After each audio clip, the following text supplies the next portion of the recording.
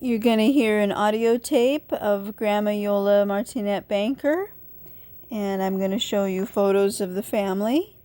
I love this photo because in the middle we have Grandma Iole's mother, Iole Martinat, Iole Revoir Martinat, and this is after she had her stroke.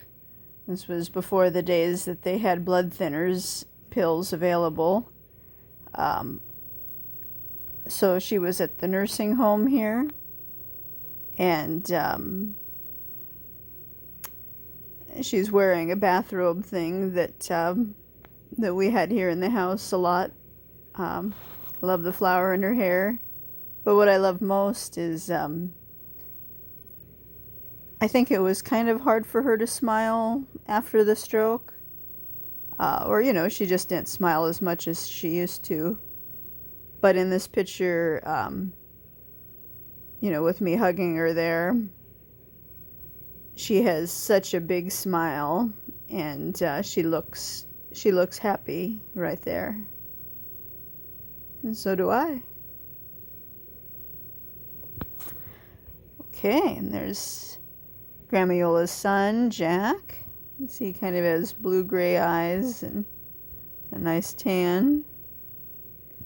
I'm not sure how old I was, probably about 4.5 or 5, I would imagine, something like that. And I think Ida was, my great-grandma, Ida was probably in her early 90s there. And she was at the nursing home in Sierra Madre, where it used to be a hospital where my mom worked. Yolanda Lonnie Banker Coates. But at the time, she wasn't working there anymore when Ida was living there. And I guess Grandma Iole would go up to the nursing home every single day at lunchtime and feed her mom lunch because Ida couldn't really feed herself so much very well after the stroke, so Grandma Iole had fed her lunch and had lunch with her every day up there. That was very nice. I'm sure Ida looked forward to that. Okay, so here's Grandma Iole talking, and she's going to be speaking in the Prustinenc dialect from northwestern Italy. And she's talking about how when they'd have their Italian friends over, it would take them an hour to say goodbye. They'd always have an extra story to tell or something like that. So. My papa. E mi ricordo che l'italiano il piaio di goodbye per un'ora. Quando vão via isto dritto per di ciao, ma hanno sempre storie da di. Allora mio papà che era un po' via a trabalhava duro e allora stroke. English? My dad worked hard and sometimes he was tired, and the Italians at that time were known to have long goodbyes. One story would go into another story, and so yeah, her dad probably, Dante wanted the friends, the Italian friends, to leave because he was tired from all his hard work of being a cement man. So he wanted to go to bed, but the friends would just keep telling one story after another, and there'd always be something to say. I love how my great-grandma Ida Revoir Martinat is looking at me so nicely right there. You can tell how much she loved me. Ero povera linda Pinarur, ero da Gattinara. Who was from Gattinara? Maria Pierina. So their friends Mario and Pierina were from a little town called Gattinara, which is not too far from Pinerolo. And I think in Gattinara they make really good wine or panettone. I think it was wine. Who was from Valencia then? Rossi. Oh, the Rossi. Okay, Rossi's from Valencia and Mario ritorna from E poi da Rossi, la mamma è morta. Gli 58 years old, he had a heart attack. That's too bad. Their friends, the Rossis, the lady died at 58 from a heart attack, so yikes. Gli 58 years old, he had a heart attack. E allora that kind of dispersed that family there. Nata famiglia in Buccetina, una famiglia americana. She said another family, an American family, bought the house. I guess after the mother had that heart attack, everybody kind of went their own way, and they had to sell the house. Ma i Rossi, Libertoli, erano in Monterey Park. Pulire marciamo alla Trapologna marciamo. Having a very beautiful home. So their other friends, the Bertolis, lived in Monterey Park, but sounds like it was too far to walk to their house, to their beautiful house. In Monterey Park. Pulire marciamo alla Trapologna marciamo. Having a very beautiful home. So they were the ones from Gattinara, isn't that where the wine comes from? Mio papà e Mario avevano sempre una discussione chi faceva lo vin Gattinara o Pinare. So her dad, Dante, and his friend Mario always had a friendly argument over which of their towns made the best wine. Was it Gattinara, where Mario was from, or Pinerolo, where Dante was from? I like this photo because both Grandma Iole and Ida were smiling nicely. And you can see that little blue thing right in the front there is this little stuffed animal. It's just a little blue duck that we called Blue Ducky, and it was probably one of my very favorite toys, or stuffed animals, when I was little. Canta sono in Italia, canta via Mac 27 anni, and soon Davide, Friday, and Mario in Gattinara. So when Grandma Iole was 27 years old, she took a trip back to Italy, and she happened to be in the town of Gattinara, and she saw the brother, Friday, the brother of their friend Mario. Friday and Mario in Gattinara. You saw Mario's brother in Gattinara? Soon Davide. Wow. They're proprio gentile, really nice people, very nice. Wanted to give us everything they had in the garden and just everything. Did they have a vineyard outside? They didn't know it. I don't know. I don't know about that. Mario trabajaba in a foundry. Mario worked in a foundry. Mario trabajaba in a foundry. In what? Foundry. What's that? Where they make steel, hot steel, they put it in the hot and then pound it out and make steel. Also trabajador. He worked hard, trabalhador. Out and make steel.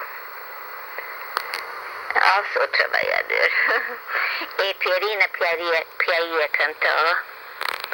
Their friend Pierina liked to sing. Cantava bem. And she sang well. E Pierina Piaia cantava. E cantava bem. What songs did you sing? Oh, lots of different Italian songs. Oh, in Italian? Oh, yeah. La Ciondola. What's that? Credo che t'hai detto la storia della ciondola. La ciondola is a chain. E la storia che cantava era mia mamma voleva sempre che cantava quella canzone lì. E la ciondola sta fia Giule gli ha visto sta ciondola in tabacca, the jewelry store. So their friends, and maybe her mom too, used to sing this Italian song called La Ciondola, which means chain, like a necklace chain, I guess. And in the song, what happens is this girl sees a chain necklace thing in a jewelry store. E dice, oh, ma era povera. But she was too poor to buy it. Ecco. E dice, oh, ma era povera. Era proprio una bella ciondola. But it was really a beautiful chain necklace thing. Era proprio una bella ciondola. E sto uomo la sentica e voleva quella ciondola. And this man that was nearby overheard her saying, you know, what a beautiful necklace chain she thought it was and how she wished she could have that chain. E voleva quella ciondola. E alla dita che la sebbene siamo a me, non è fatto la ciondola. What's that mean? If you come with me one night, I will buy that for you. That's what the man said to the lady. If you come with me one night, I will buy that for you. The ciondola, which is like a necklace. Chain, a necklace with chain. And of course, being a young girl and like the ciondola, she went with him, you know. Of course, she didn't quite know exactly what it entailed. And the song was written, the words are very touching, you know. and then at the end, she throws the ciondola away because it wasn't worth her virginity to have, you know, what she did for a chain. And it was a sad song, but my mother liked it. Grandma Iole says that her mother, Ida, liked that song. It was a pretty song to listen to. A chain, and it was a sad song, but my mother liked it. E Mario aggiungeva i spoons, sai cos'è li cucciarini? Sai cos'è un cucciarini? Cucciarini, spoons. Yeah. What do you do with them to make music? Well, a certain way, he had two spoons, and he would keep time with them, you know, and he was really talented in doing that. So whenever Pete and I played the accordion and violin, he would play the spoons. So Grandma Iole played her violin with a teenager named Pete. Pretty often he would play the accordion really well. And sometimes Mario, this other friend of the family, who was probably a little bit older than them, would come along to whatever event they were playing at, and he would play the spoons. The cucciaring is how you say spoon. He would kind of make musical sounds with it, like the drums, kind of. The accordion. Oops.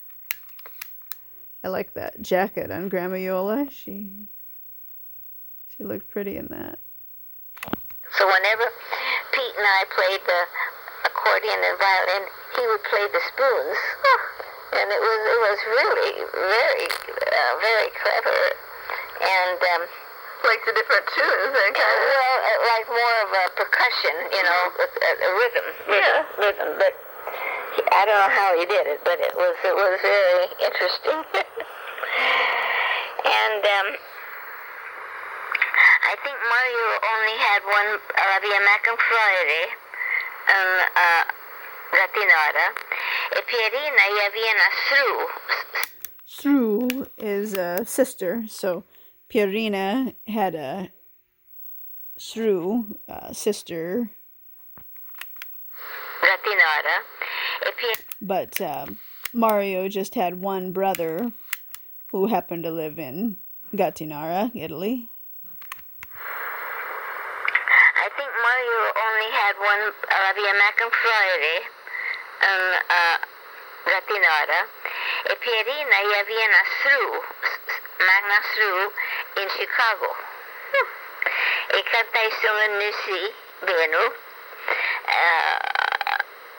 They came to see Pierina, and then they came over, and then they decided to live here. So they moved to Montebello, and they had a fig farm. They bought a fig farm. Was that a big farm or a fig farm? To live here. So they moved to Montebello, and they had a fig farm. They bought a fig farm. Sounded like fig farm. I guess they grew a lot of figs over there. And so we visit a lot with them, too. But Mario Pierina, that was, kind of interesting the way we met, them just knocking at the door, wherever Italians, because in those days, that was a bond if you were whatever nationality, spoke the same language. Yeah. Talk to somebody. Yeah. And so we were, my parents were really good friends with them. And Christmas time they spent together, holidays they would spend together, and like I say, 2 or 3 times a week they would see each other. And I don't know what, sei pas come having tanto da parlar, mai parlau sempre. Grandma Iole said she doesn't know what they found to talk about all the time, but they were always talking about something. They always had so much to talk about, but she doesn't know, what they were possibly talking about all the time to be talking all the time.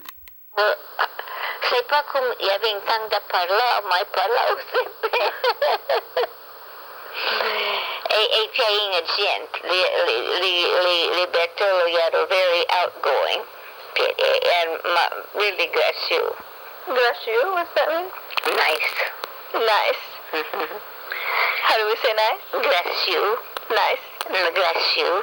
Having Walter, e poi having an auto fille, che era 11 ans, pivé, che Walter. So they also had another child, I think a daughter, who was 11 years older than Walter. Pivé, 11 ans, Walter, e poi having an auto fille, che era 11 ans, pivé, che Walter. Ella se llamaba Euro. What was her name? Euro. Huh. Ma, for a nickname, io chiamavo Ace. E travagliava perché... Okay. That was the end of side A, I think, of the tape. This is the balcony at 9835 when they added on, made the 2-story part. Pretty lighting from there. You can see some of the mountains from the second floor. A little bit of Baldy out one of the windows. Okay, let's see what's on this side. It might be blank.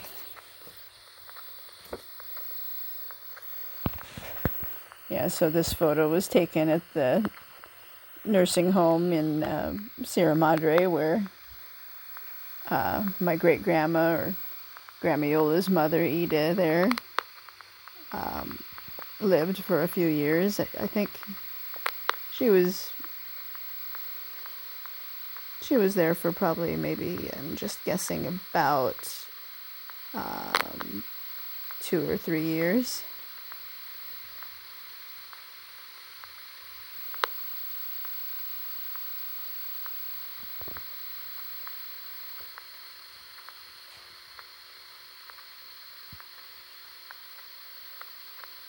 There's Grandpa Bob.